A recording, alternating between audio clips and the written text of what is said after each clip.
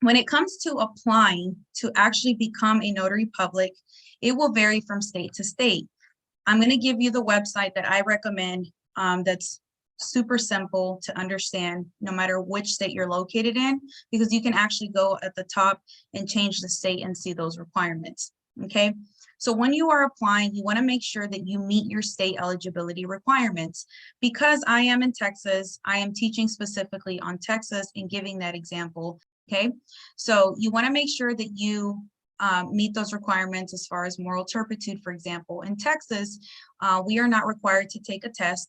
The only thing that we have to do is fill out the application and meet those, meet the eligibility when it comes to moral turpitude. Moral turpitude is referring to your criminal history. Okay, if you have something that you're not sure if it falls under that moral turpitude category, you can contact your Secretary of State before you waste your money. I always recommend for you to ask questions before you go and put your money into something, right? So you want to contact your Secretary of State. No matter where you're at, that's where the answer will be, okay, is your Secretary of State, not the NNA, which a lot of people enjoy, and I love the National Notary Association, and we'll get to that in a second. But you want to contact your Secretary of State. Pick up the phone and call them and ask if you're not clear on something in regards to your eligibility. Okay, in the state of Texas, the only thing you have to do is fill out that application, assuming that you meet that requirement. There's no, criminal history. Okay, you fill out that application, and depending on the website that you go to, you would send that to your Secretary of State. Okay, you would pay the fees, and you would make sure that you sign the application, of course, and then you purchase a bond. So in the state of Texas, we are required to have a $10,000 coverage bond, okay? In my Notary Basics class, I go into detail and explain you the difference between bond and E&O. What you need to know now is that in the state of Texas, it is a $10,000 coverage. If you chose to purchase additional coverage, you could absolutely do that.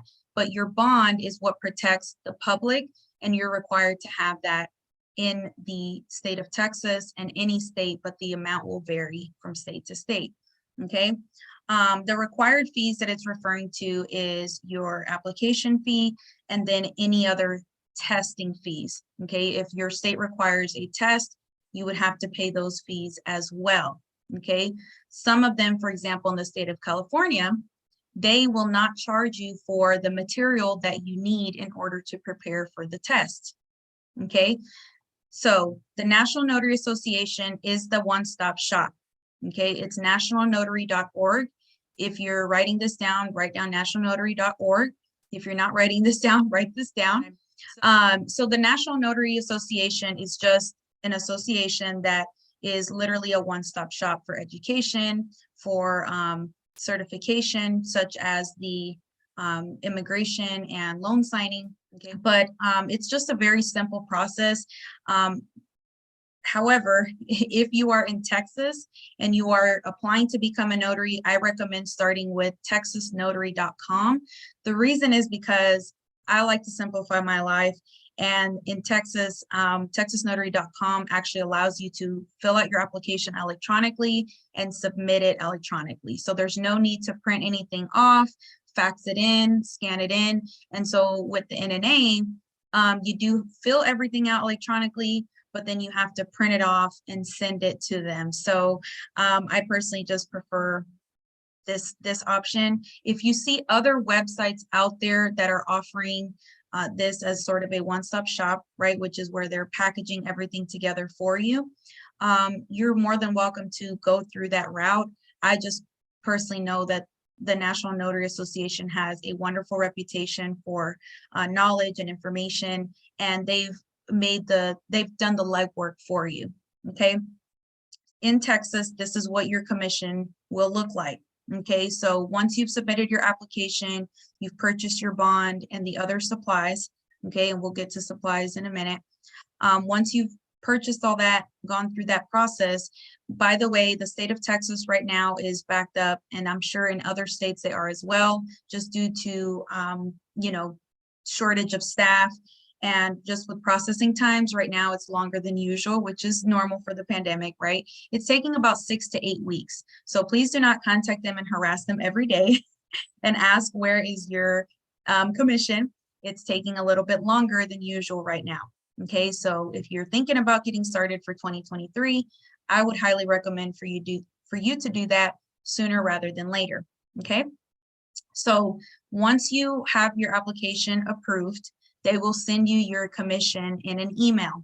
Okay, this is the sample of the current one issued to you. So you would have from the Secretary of State your name, and then down here you have your oath, where you would take this to a notary public who would place you under oath and notarize this.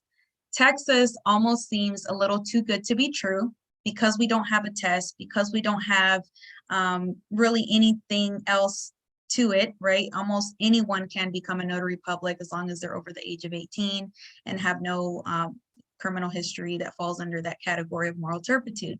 Okay, so once you take this and you get it notarized, you don't do anything else.